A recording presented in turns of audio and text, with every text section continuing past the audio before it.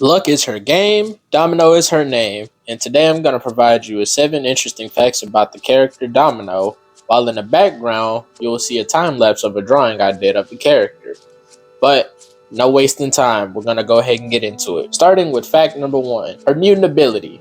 Now, the sciencey term is that she subconsciously manipulates probabilities in her favor. But the bro term is that she's just lucky, which is not very far off from what she does. So what this means is that her ability is constantly on, and so while she does mundane activities or during fights, she constantly has her powers tilting outcomes in her favor. Be it bullets missing her, assailants tripping over themselves, or, this, that, and the third. But one really interesting part of her ability is that it works best in the midst of chaos because there's a lot more probabilities for things to go wrong for everybody else and right for her. So the easiest way to think of her power is, for anyone that's heard of the term Murphy's Law, where anything that can go wrong will go wrong, think of her as the antithesis to that law, where anything that can go right will go right for her. Moving on to fact number 2. Her real name is Nina Thurman, and she was born into a secret government breeding program called Project Armageddon, and their goal was to create the perfect mutant weapon. So think of them as a version of the Weapon X program, which created Wolverine, or the Red Room that,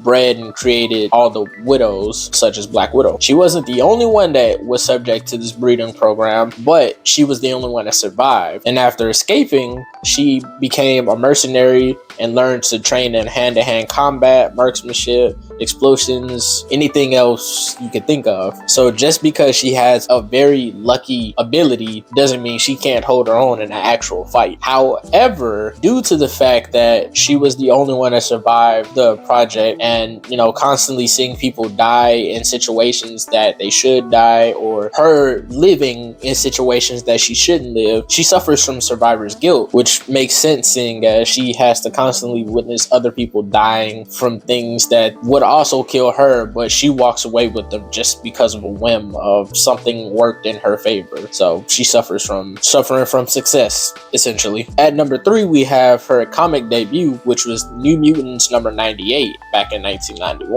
And coincidentally, this issue also first introduced Deadpool. It's almost like they were fated to always kind of be around each other, kind of. And off the rip, you could already see that she already had a close relationship with Cable and went on to help create X-Force. And because of how she was portrayed and her cool and mysteriousness, it made her a fan favorite immediately. Moving on to number 4, Domino was a founding member of the X-Force alongside Cable, leading the team, which was essentially, think of them as the Black Ops for the X-Men, where if there needed to be someone taken out or some morally gray areas that needed to be treaded, the X-Force were the people to do it. And Domino, being already a mercenary and having to be in this specific situations already, fit perfectly for the team. At number 5, like I said before, Domino and Cable had a relationship already established when she first introduced, but it ain't just no friends thing.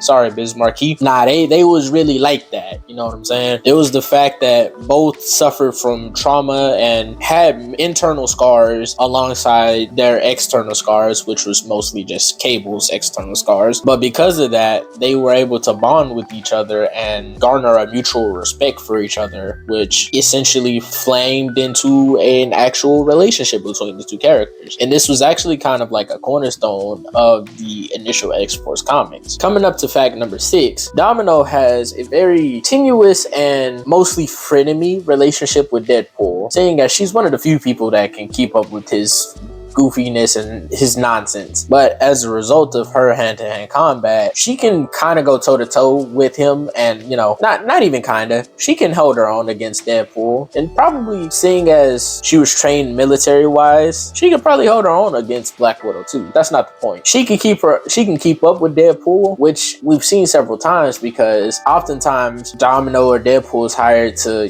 protect someone or kill someone, and the other is hired to do the opposite, and they end up having to fight several times. And because of her skills and her luck, she's able to keep up with Deadpool, or oftentimes take him out. But seeing as Deadpool has a healing factor, he always comes back. Also, having this frenemy relationship, they've also had on again, off again times where they're allies and work on missions together. So it's a very tender thing, because we all know how Deadpool is, and there's only so much of him you can take. And now we're at fact number 7. So remember how I said Domino was first introduced in New Mutants number 98? I lied. See, there was a plot twist in X-Force that we found out that the Domino that we knew wasn't actually Domino, and it was a copycat. The real Domino had been captured and was being held prisoner. And once she finally escaped, it, shed light upon the fact that the Domino that everyone knew wasn't the real Domino. And it's kind of stunted both her and Cable's relationship,